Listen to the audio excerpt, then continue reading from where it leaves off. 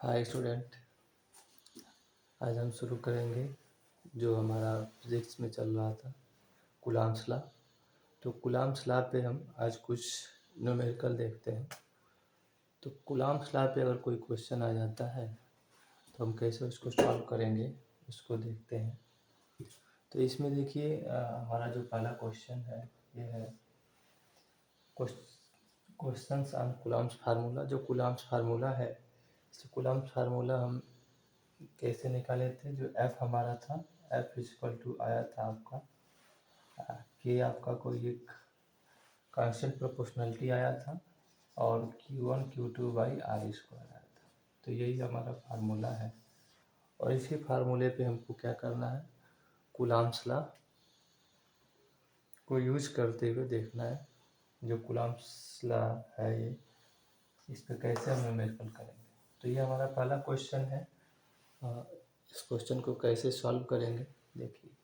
Question है if 2 point charges, हमारे 2 point charges है 20 coulomb and 40 coulomb, 20 coulomb and 40 coulomb, 2 हमारे स्टैटिक चार्जेस हैं, are placed in space, space में रखे गए हैं, सेपरेटेड डिस्टेंस 2.5 मीटर। यानी हम मान लेते हैं कि एक हमारा ये चार्ज Q1 है और एक यहाँ पे हमारा कोई चार्ज Q2 है। इसके बीच का जो डिस्टेंस है R है। Q1 दे रखा है मान लीजिए 20 कूलम और Q2 दे रखा है हमारा 40 कूलम।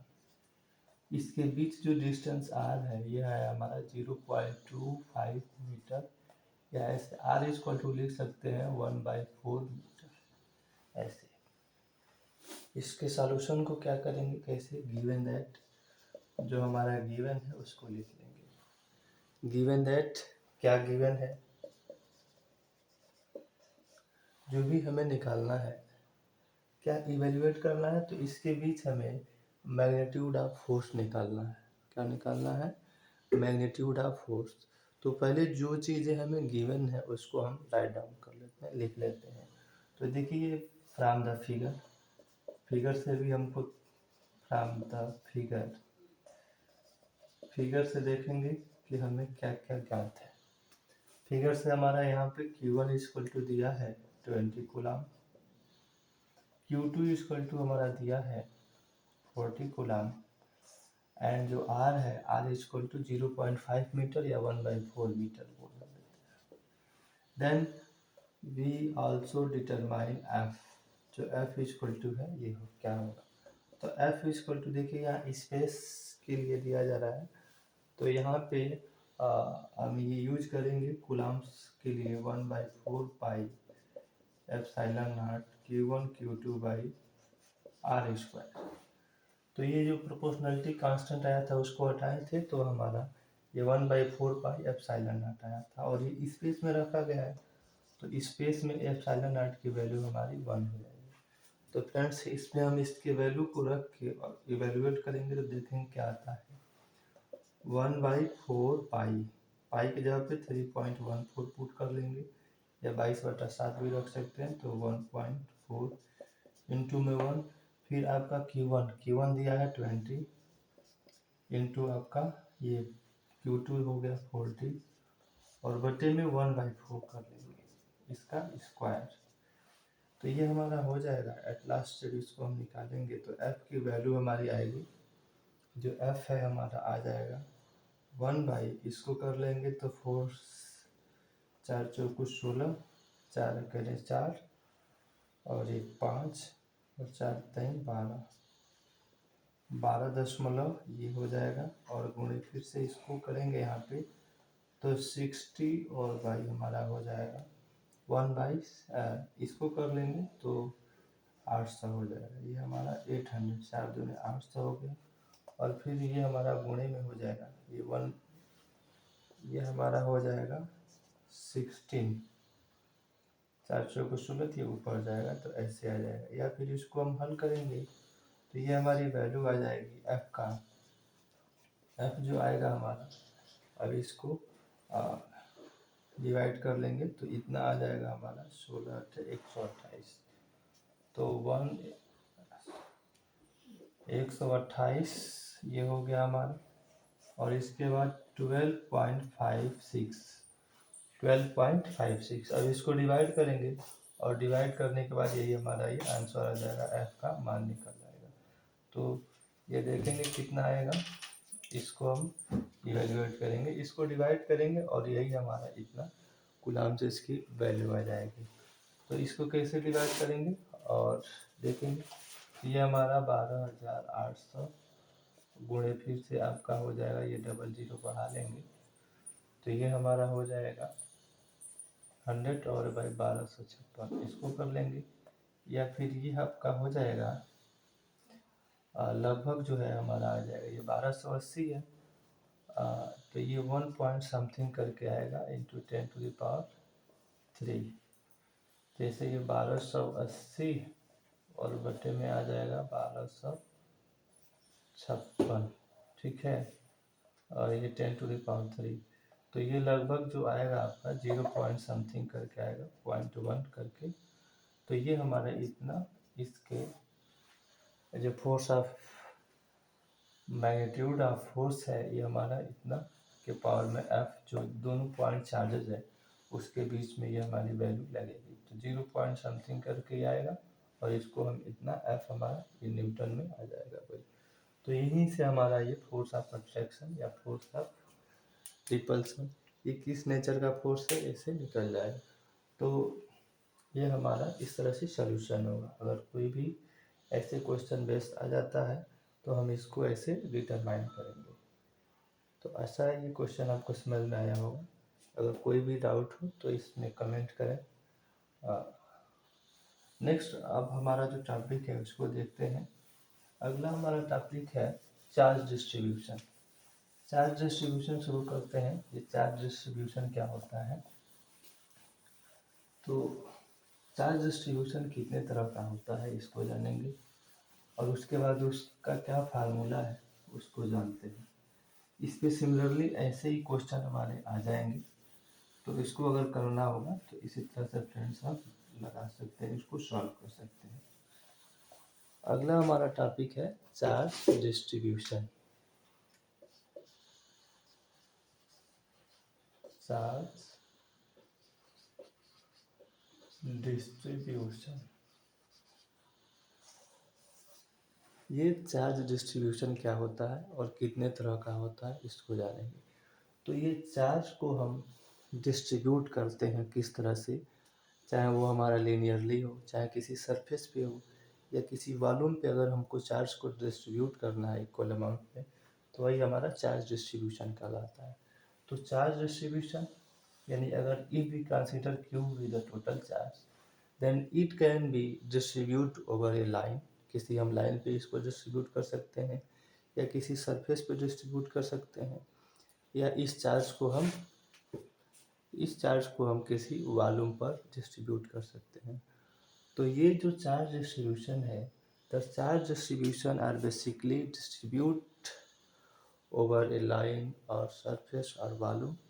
तो ये 3 तरह का हो जाएगा फ्रेंड। जो हमारा चार्ज डिस्ट्रीब्यूशन है ये आपका, अगर कोई क्यू चार्ज है तो इसको हम 3 तरह से डिस्ट्रीब्यूट कर सकते हैं, ठीक है। पहला हमारा होगा linear charge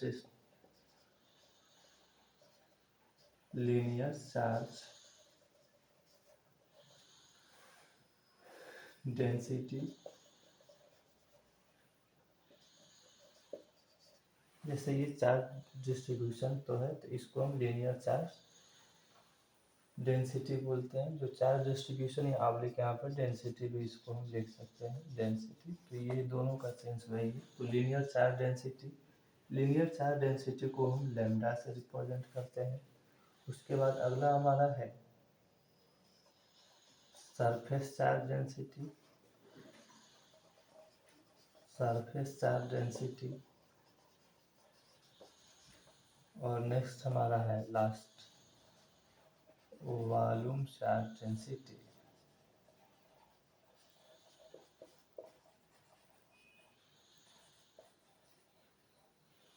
The charge density are 3 types.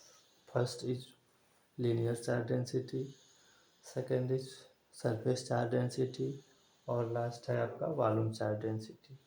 तो अगर इसको हमें देखना होगा तो देखिए कैसे समझते हैं। जैसे हमने बताया जो हमारा लीनियर चार्ज डेंसिटी है उसको हम लैम्डा से रिप्रेजेंट करते हैं, जो हमारा सरफेस चार्ज डेंसिटी है उसको हम सिग्मा से दिखाते हैं, और जो वॉल्यूम चार्ज डेंसिटी है उसको हम फ्रेंड्स रो से प्रदर्शित करते हैं। इन तीनों का डेफिनेशन क्या होगा?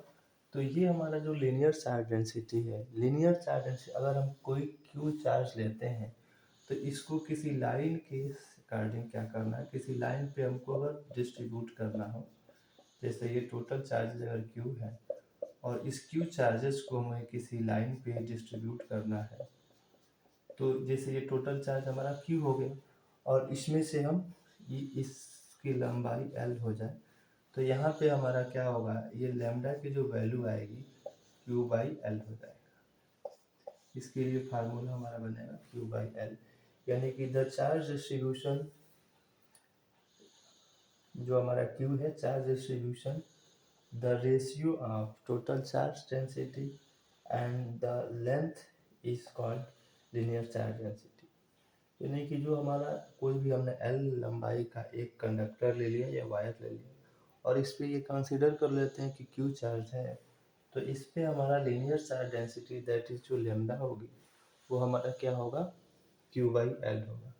इसी तरह से अगर हम कोई सरफेस कंसीडर करते हैं, अगर हम कोई सरफेस कंसीडर करते हैं और इस सरफेस पे जो हमारा चार्ज का डिस्ट्रीब्यूशन है, सरफेस हमने ले लिया और अगर इस सरफेस पे हम इस चार्ज को डिस्ट्रीब्यूट करते हैं, जैसे हमने ये सरफेस ले लिया और इस सरफेस, ये सरफेस हमारा एस है और ये टोटल जो चार्ज डिस्ट्रीब्यूशन है, ये हमारा जो चार्ज है, चार्ज इसको हम टोटल चार्ज लिख रहे हैं, जो टोटल चार्ज है हमारा ये कैपिटल क्यू है। तो इसमें जो हमारा सिग्मा होगा, जो सिग्मा आएगा फ्रेंड्स वो होगा 10, अगर इसको डिफाइन करना होगा, the surface charge density is defined as the ratio of total charge Q and the surface S. इसको हम ऐसे डिफाइन कर सकते हैं, तो सिग्मा इक्वल टू हमारा बनेगा फार्मूला क्यू बाई एस, तो ये क्यू बाई एस हो जाएगा। सरफेस चार्ज डेंसिटी को हम सिग्मा से दर्शाते हैं और ये हमारा हो जाएगा क्यू बाई एस। उसी तरह से अगर वॉल्यूम चार्ज डेंसिटी को हमें दर्शाना होगा, तो volume charge density is represented as rho, rho से हम इसको प्रदर्शित करते हैं। और एक हम कोई एक वॉल्यूम कंसीडर कर लें, जैसे हमने कोई एक क्यूब या क्यूबाइड ले लिया, तो मान लीजिए हमने एक क्यूब ले लिया, ठीक है, ये हमने एक क्यूब ले लिया और इस क्यूब पे अगर हमको ये चार्ज का डिस्ट्रीब्यूशन दिखाना है, जैसे हमने ये क्यूब ले लिया, अब इस क्यूब पे हमें क्या करना है, चार्ज को डिस्ट्रीब्यूट करना है। तो ये जो चार्जेस हैं इसको डिस्ट्रीब्यूट करेंगे, ये मान लेते हैं कि टोटल चार्जेस हमारे क्यू हैं और इन चार्जेस, जैसे ये आपके चार्जेस पॉजिटिवली भी हो सकते हैं और नेगेटिवली भी हो सकते हैं, तो ये टोटल चार्जेस हमारे कैपिटल क्यू हो गए, इसका वॉल्यूम हमारा कैपिटल वी हो गया। Then the volume charge density क्या होगा, सेम वही फार्मूला है, ये हमारा रो इक्वल टू हो जाएगा, rho equal to q by v हो जाएगा, ये क्यू बाई वी हो जाएगा। It means that the volume charge density is defined as the ratio of total charge q and the volume. It is the ratio of total charge q and volume v. Volume v ये हमारा है और ये q है, इसका ये ratio होता है। तो ये फ्रेंड्स हमारा चार्ज डिस्ट्रीब्यूशन रहा। चार्ज डिस्ट्रीब्यूशन या इसको डेंसिटी बोल सकते हैं। तो चार्ज डिस्ट्रीब्यूशन बेसिकली तीन तरह से हम डिस्ट्रीब्यूट कर सकते हैं। पहला हमारा linear charge density, second is surface charge density और थर्ड हमारा है वॉल्यूम चार्ज डेंसिटी। तो ये हमारा वॉल्यूम चार्ज डेंसिटी है। ये तीन तरह से हमारे चार्ज डिस्ट्रीब्यूशन होते हैं और इनका प्रत्येक का यही फार्मूला होता है, ठीक है। अब जैसे इसके हम यूनिट्स की बात कर लें, तो यूनिट्स ऑफ, जैसे अगर हमारा ये पहला है तो the units of lambda, lambda का मतलब यहाँ पे हमारा लीनियर चार्ज डेंसिटी, तो इसका क्या बनेगा, ये हमारा क्यू चार्ज है तो चार्ज का क्या हो जाएगा, कूलाम। और ये हम लंबाई को मीटर में मेजर करेंगे तो कूलाम पर मीटर, कूलाम पर मीटर हो जाएगा। इसकी यूनिट्स की बात करें, यूनिट्स ऑफ सिग्मा, सिग्मा का यूनिट्स बनेगा हमारा कूलाम, क्या होगा, कूलाम पर मीटर स्क्वायर, कूलाम पर मीटर स्क्वायर हो जाएगा। और इसके यूनिट्स की बात करें,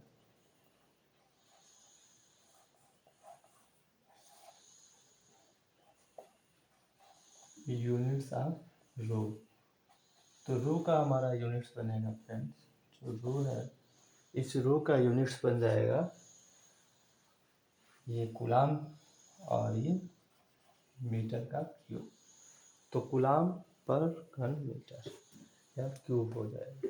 तो ये हमारा चार्ज डिस्ट्रीब्यूशन है। चार्ज डिस्ट्रीब्यूशन पे भी क्वेश्चन किए जाएंगे। तो ये चार्ज डिस्ट्रीब्यूशन जैसे linear charge density, surface charge density और वॉल्यूम चार्ज डेंसिटी। आशा करते हैं आपको ये टॉपिक समझ में आया होगा। नेक्स्ट वीडियो में मिलते हैं नेक्स्ट टॉपिक के साथ। अगर वीडियो अच्छा लगा हो तो इसको लाइक करें, शेयर करें, हमारे चैनल को सब्सक्राइब करें और अपने फ्रेंड्स में भी शेयर करें। और अगर इसमें कोई कमी है तो कमेंट में हमें बताएं, हम उसको सुधार करेंगे। Thanks for watching.